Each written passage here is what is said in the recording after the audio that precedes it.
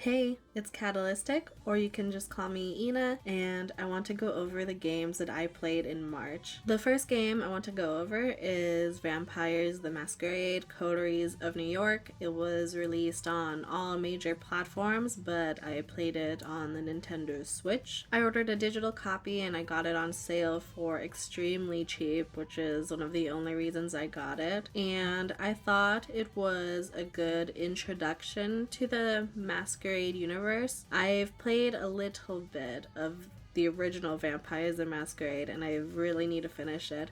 I find the world to be extremely fascinating, and this game only heightened my curiosity, but sadly this game wasn't very good.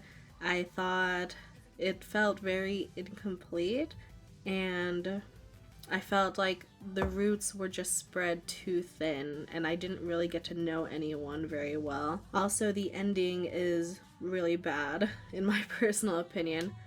You have like a cool, interesting twist going on where people you know are like connected, and then it feels like this random, it just feels very random how they ended it. And you have no option to change it because it's like they almost ran out of time or something, because if you play visual novels, you get railroaded sometimes into certain routes, but this one was really bad because there's only one route available.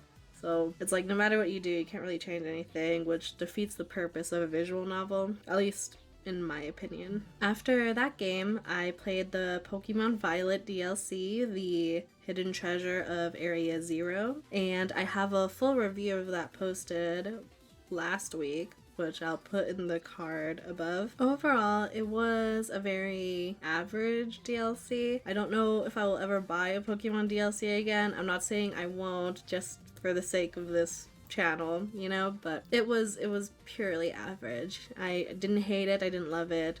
I enjoyed catching the new Pokemon, and that's pretty much it. After that, I played Pokemon Mystery Dungeon DX, which is a remake of the original Red and Blue Rescue Team, and I had a lot of fun with it. To be fair, I dropped it because I was having a lot of trouble with Articuno, and I didn't feel like trying too hard. After I beat Articuno, I just got into the zone and was able to find a good rhythm to finally beat the game. I don't necessarily have nostalgia going into this because I played the Red and Blue Rescue Team a long time ago, so I don't remember much about it. But from what I've played, I enjoyed it. Like, I thought this was a good remake. I can't necessarily compare it to the original because I don't remember anything, but I had a lot of fun with it, and the art style is beautiful, and if you're familiar with Mystery Dungeon, this is a typical Mystery Dungeon game, and it was fun to be back with those mechanics. Honestly,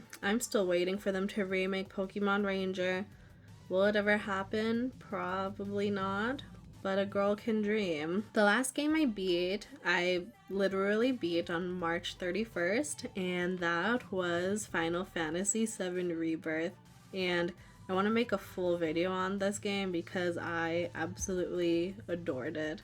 It's not perfection like everyone's saying. To me, it's close to perfection. I loved every moment. I didn't love every moment. The side content was satisfying overall until the very end. I wonder if it's because these last quests I had to do were sort of meant for the end game. These last two quests I needed to do ended up being too annoying, so I just didn't want to do them and interrupt the flow of the story. But overall, I had a great time with Final Fantasy VII Rebirth, and I can't believe that I have to wait another 3 to 4 years for the next game to come out because I am very attached to these characters. I feel like this game in general works very well for people if you are a fan of these characters, because they are truly what carries this game.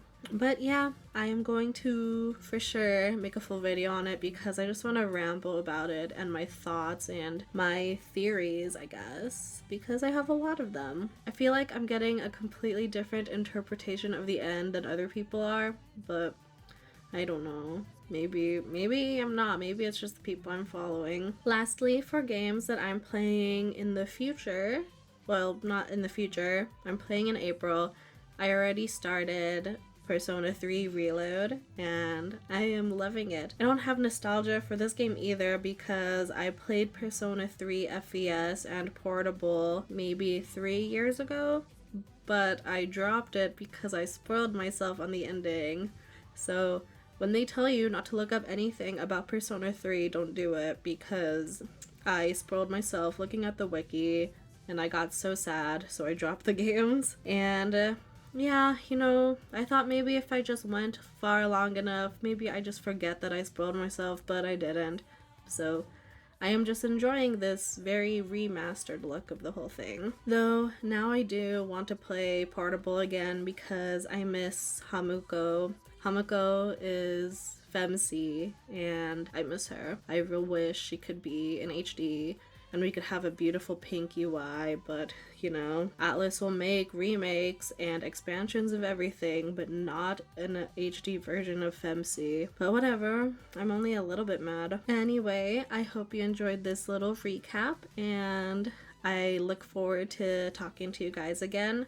Hopefully this April I won't be completely taken over by Persona 3 Reload, but who knows? That game I don't think is as long as Persona 5 Royal. I don't think so. Persona 5 Royal was on another level of length. It was just that game took over my life for like 2 months.